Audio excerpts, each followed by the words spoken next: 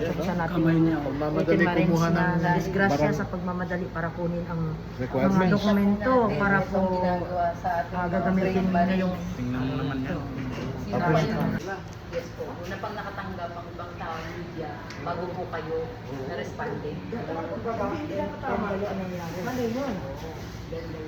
kaya nagulat kami lahat, kaya nagmadaling umuwi ang mga ito, kukuha ng mga dokumento sa kanilang probinsya. Hanggang dyan saan pa. Oo, kasi mga iba dyan ka na. Yung isa, sa kakamadali niya, disgrasya silang mag-asawa sa motorsiklo. Si Waupan, dito makikita niyo na, disgrasya ang katawan niya.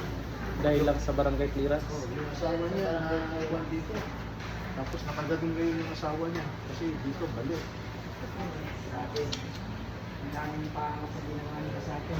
Alam mo, attorney dito. Asa ipakita ko sa inyo si Juan na yung na-accident. Oh, may na-aksidente pa. Ano kasi sa motor mo kasama?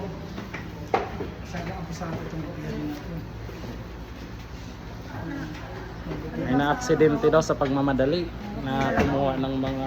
Ay! Ang idol ko pa yun na... Yan po yung mga gatsa natin. Kamay niya. Pagmamadali Ultimarings kumuha ng na disgrasya barang sa pagmamadali para kunin ang mga requirements. dokumento para po gagamitin ninyo yung Tingnan mo naman yan. Tapos, meron pa sa paa pero wag na kasi Baka hindi pwedeng tanggalin. makita yung legs niya. Oh, doles pa naman. Tingnan nyo, kitang-kita yun. Salamat po. Dito tayo dinigpit ng gobyerno. Si Rosbert Waupan. Sino nagsasalita? Galing pa yan sa Davao. Davao pa. Dinigpit. Kanya eh. Nakaret. Ano to?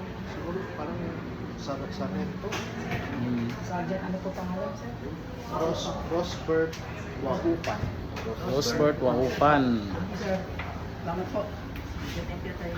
Yung asawa niya, broken ito. Ay, ang kasing asawa niya. Pangkas. Tapos, Kasi hindi binibigyan ng parehas na ano eh, na Yung wala. pagtingin ang DOJ. Hindi, kasi hawak mga ilan lakas. Talagang yan ang mga talaga ginagawa nila ang pagiging grabe. Kasi yun, siyempre. Okay talaga.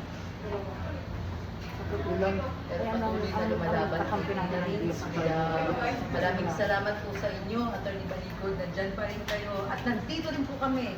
All the while. Kahit po hanggang 2028. salamat. Kailangan magtagumpay po tayo. Walang ano ba?